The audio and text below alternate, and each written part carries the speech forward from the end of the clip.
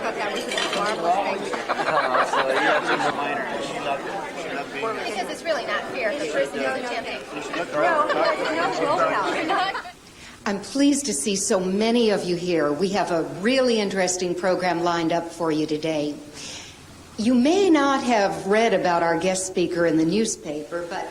Your speaking request may come from a friend or a stranger. It may be a part of your job, something as important as a sales presentation.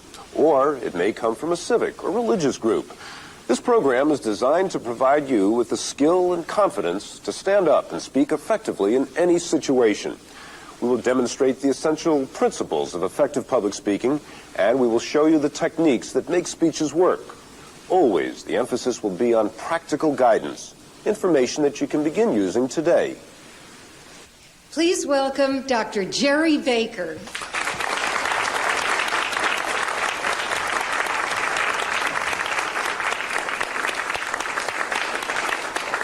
But let's start from the beginning.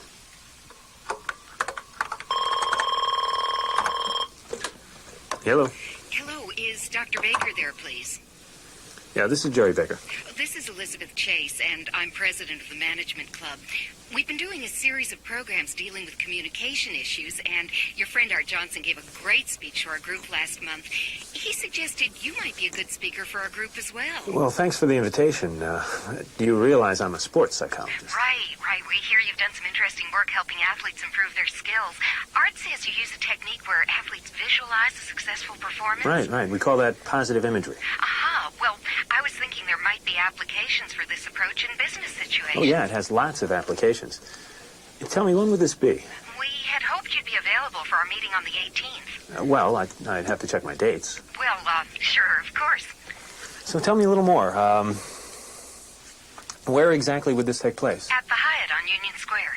And the time? Hey, Jerry. Got you working. Yeah.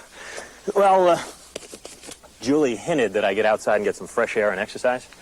There are a lot of other ways of getting fresh air and exercise. Yeah, thanks.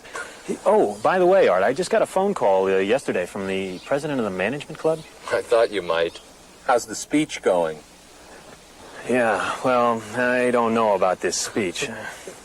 Yeah, I think I need a little more information first. Well, they serve great food.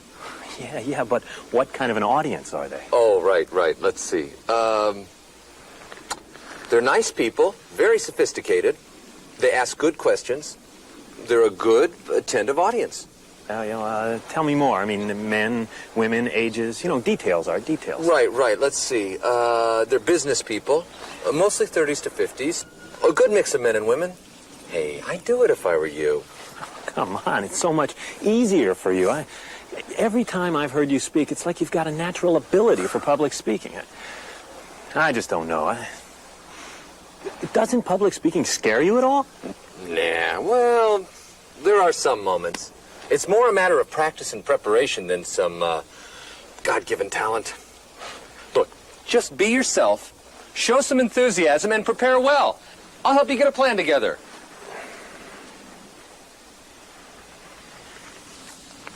When Jerry thinks about speaking, he feels a little nervous, a touch of the butterflies. Besides that, he's busy, and he hasn't done much public speaking. But Jerry realizes that being an effective public speaker is a great asset, and to become an effective public speaker takes practice. He also looks forward to informing interested people about his work.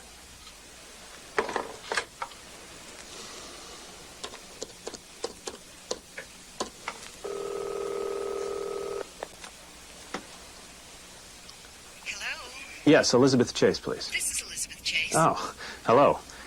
Yeah, this is Jerry Baker. Oh, hi, Dr. Baker.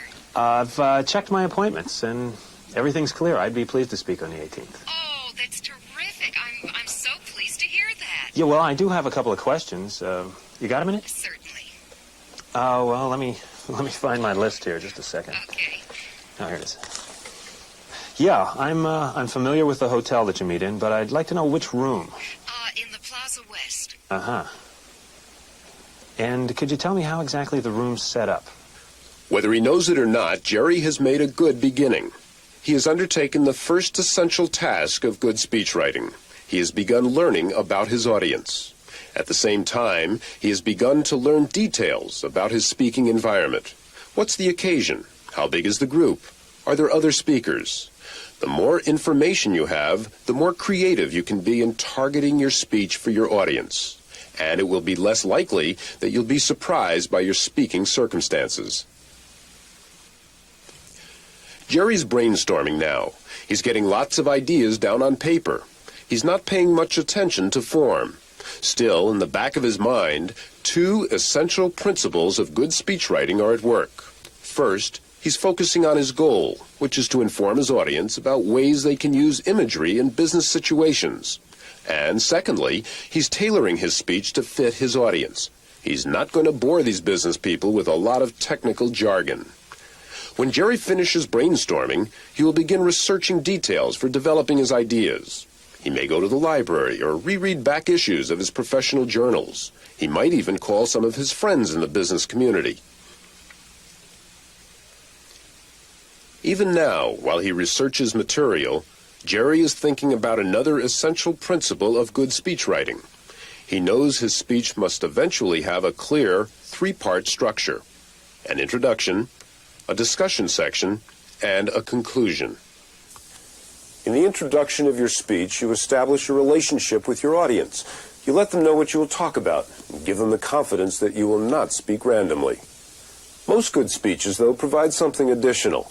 At the very beginning, they provide the audience with an appetizer, an attention getter, something that piques the audience's curiosity, turns it fully to the speaker, and indicates the direction the speech is headed.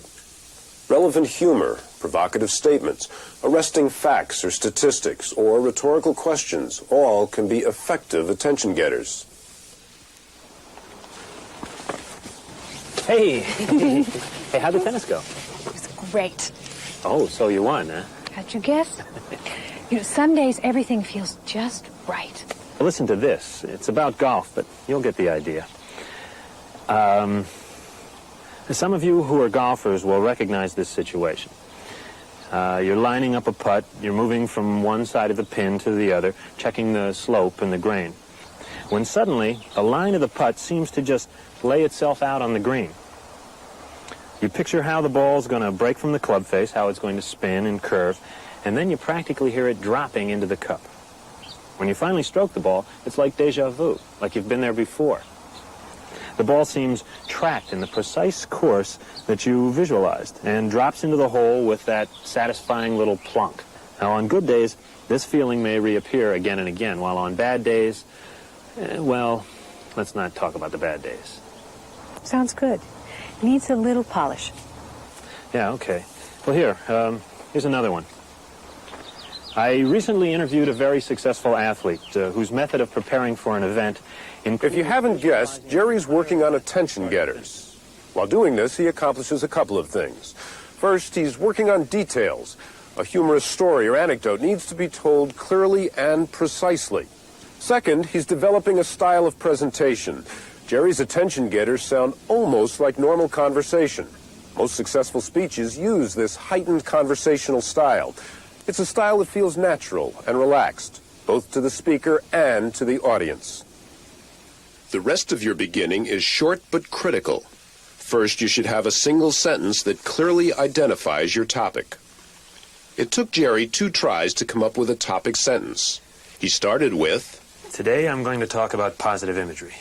but he decided that wasn't specific enough, so he finally settled on, Today I'm going to talk about how you can use positive imagery to prepare for business meetings. You too will want your topic sentence to be as specific as possible. The final sentence of your introduction is where you make your personal view of the topic clear. This sentence need not necessarily begin with the words, I believe, I think, or I contend, but it often will. I believe that using positive imagery to mentally rehearse business meetings can greatly improve communication skills.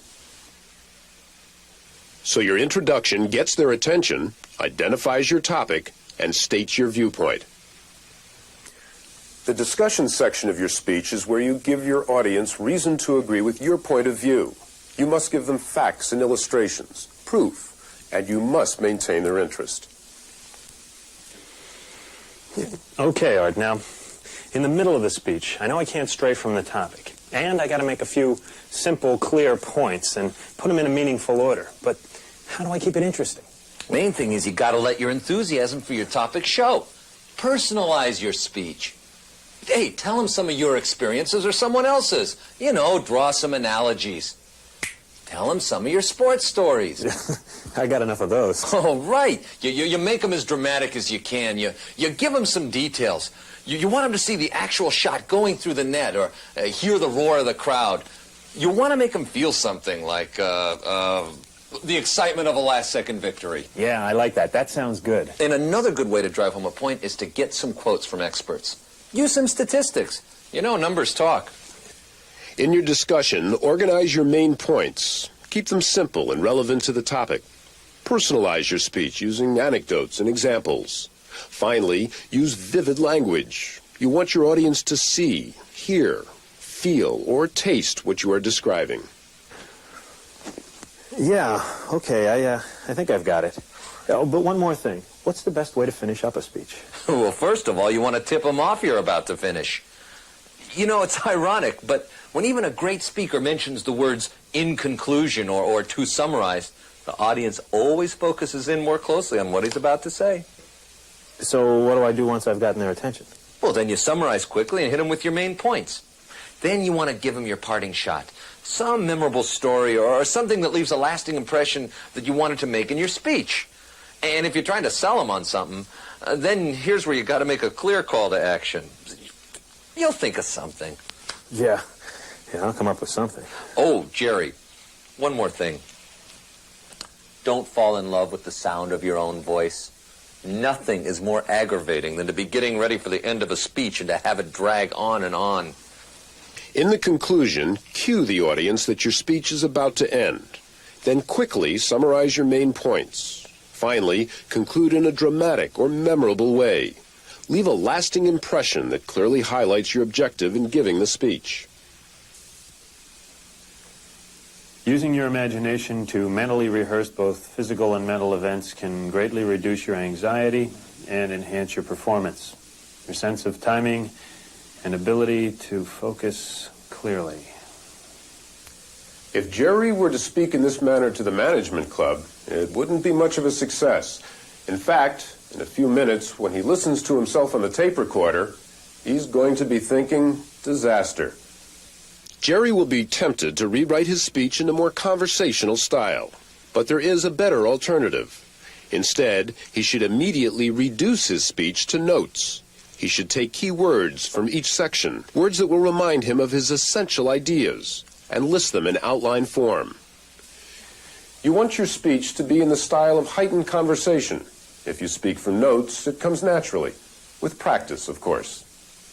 When you use your imagination to rehearse a business meeting, it's important that you include in this mental image of the meeting details such as setting, people in attendance, and possible conversations that may occur. Practice is essential. Practice under circumstances similar to the actual room you'll be in. Jerry knows he will be speaking at a lectern, so he's rigged one. As he practices, he's also picturing his audience. He imagines them before him, looking up and listening carefully. If possible, record and observe yourself on videotape. Otherwise, use a tape recorder. You will spot flaws in your speech that need correcting. But remember this, no one will be a harsher critic than you are. No speech is ever perfect. Practice before an audience, if you can. Even your 9-year-old will tell you if you are inserting ums and ahs where you should be pausing silently. We've told you to practice, and we've talked a little about how to practice. Now let's discuss what you should practice. Number 1, use your eyes effectively. Your eyes should neither stay in one place, nor should they move about restlessly. Be sure to pick at least 4 to 5 different locations or friendly faces in the audience, among which you can vary your eye contact. Let me tell you about a young woman I know. Her name is Sharon Maddox. Now, when you first see this small, almost frail-looking person, you wouldn't believe that she can hit a tennis ball as hard as any female collegiate athlete in this state. Number 2, you may pause to show a transition or for dramatic effect. How does Sharon do this? Well, if you watch her play, it becomes clear. She has an extraordinary sense of timing and ability to concentrate. The pause helps both the audience and you, the speaker. It adds dramatic impact and helps you pace your speech, giving you time to take a deep breath and collect yourself. Thank you.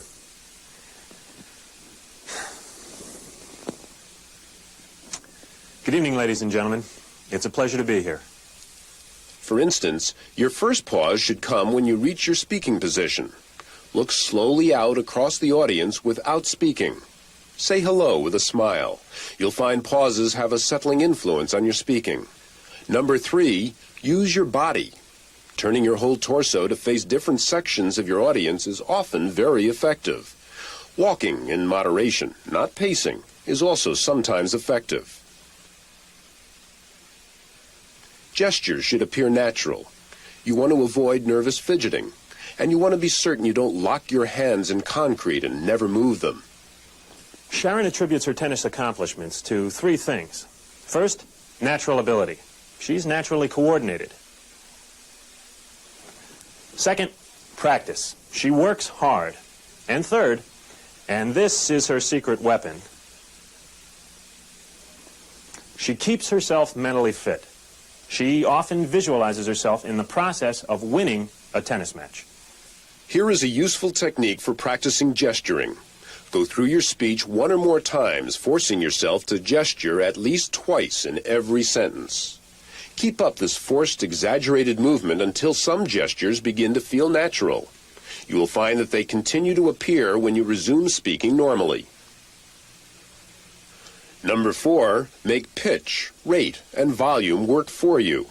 The great dramatic speakers range from whispering to shouting. They sometimes take long, dramatic pauses, and other times they race through an entire paragraph. Sometimes they rumble in deep anger, and other times their voices rise in joy or exasperation. Exaggerate this in your practice session. Have some fun. Let your voice roam a little. You'll be able to hear the results in your tape recorder. You may not find yourself in an intense athletic struggle. But the point is this. You can find yourself in equally intimidating situations, and yet you can still feel confident. Why? Because you can mentally rehearse the situation. You can feel like you've been there before.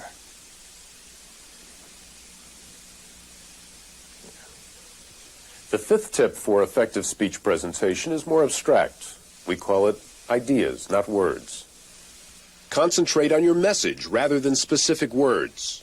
Concentrate on the images and the ideas you want to convey. When you become enthusiastic about your subject, this enthusiasm becomes your greatest asset. Gesturing, voice modulation, word choice, and even memory will become more spontaneous. When we last saw Jerry, he was standing in his living room. He has another hurdle to overcome. There'll be people out here. And if Jerry's like most of us, his mouth will be a little dry, his chest a little tight, and his palms moist. Every good speaker feels nervous before going on stage. Some may call it excitement, but the symptoms are the same. You're never going to get rid of all your nervousness. And despite how you may feel now, you really wouldn't want to. Nervousness is a symptom of the heightened sensitivity which is needed to perform well. Still, it is important to control nervousness. Jerry has already taken care of some of the necessary steps. First, he's prepared well. He analyzed his audience and researched his topic. What he has learned has made him enthusiastic about his speech. He has also organized his speech well, with a clear introduction, discussion, and conclusion. He has used examples, demonstrations, and gentle humor. And he has kept it simple. Even more importantly, he has practiced. He has practiced his speech more than 6 times. As Jerry practiced, he became adept at one important mental trick. In fact, it became the theme for his attitude towards speaking. He trained himself to do that little mental somersault that changed, "I can't do this," to "I can do this." He paid close attention to the inner monologue we all go through, and he made it work positively. This is so confused it's awful. Somersaulted to become. If I simplify and put these ideas in order, this speech is going to work. I'm not a trained speaker, became. I know the material. I know how to practice. I'll never get this perfect, became. Nobody ever gets it perfect. But this information is useful and important. I'm nervous, became. This is exciting. It's an opportunity. Despite all his preparation, Jerry expects to be nervous when it comes time for him to speak. He knows it's best not to fight his symptoms of nervousness. He'll accept these symptoms as an indication that he is keyed up enough to give a good, energetic speech. Jerry has arrived at the hotel an hour before lunch is scheduled to begin, but he has already been here before. He stopped by a few days ago to take a look at the meeting room.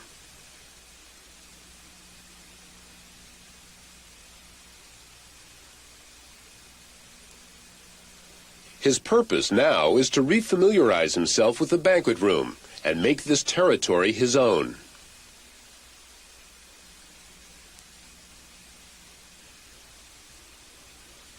Since he's early, Jerry leaves the room and goes for a walk. During his walk, he will visualize his audience as friendly, supportive people who are excited about hearing him speak. Expert public speaking is an art. The finer details are limitless in number. We learn by practicing, but we also learn through experience. One good way to start is by asking questions at group meetings or by volunteering to speak to groups with which you are comfortable. You may also want to consider joining Toastmasters International. Toastmasters offers an entertaining and non-threatening environment for learning public speaking. Please welcome Dr. Jerry Baker.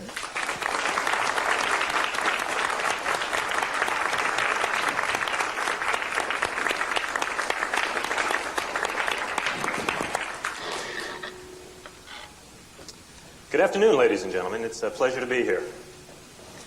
Now, some of you who are golfers will no doubt recognize this situation. You're lining up a putt. You're moving from one side of the pin to the other, checking the slope and the grain. We'll return to hear the end of Jerry's speech in a moment, but his hard work is done. Jerry's going to do fine because he is well prepared. If you also organize your speech well, practice it thoroughly, and commit yourself to the process of learning to speak, you too can become an accomplished speaker. Now, before concluding, I'd like to review positive imagery. Now, the technique is so simple, this will only take a moment. First, imagine the situation. Now, let's say it's an important sales presentation. Be sure to picture the room and all the people at that meeting in great detail. Then, imagine yourself feeling confident and calm. Visualize yourself working through the sales process. And finally, picture the successful result, the signed contract. You know, I have a neighbor who is a highly sought-after public speaker, and he is excellent, the best I've ever heard. In fact, many of you know him. His name's Art Johnson. He spoke here a few weeks ago. Well, I've always thought of Art as a natural, someone who speaks effortlessly. Well, Art recently confessed to me, much to my surprise, that public speaking still scares him. He says he's even tempted sometimes to cancel. But then he pictures 50, 100, 500 people in the audience listening to him attentively. He imagines them laughing at his jokes, applauding him, thanking him. And he says that that is an opportunity that's just too good to pass up. Now, I don't know what Art calls it, but I call that positive imagery. It works for successful athletes, it works for Art Johnson, and it can work for you.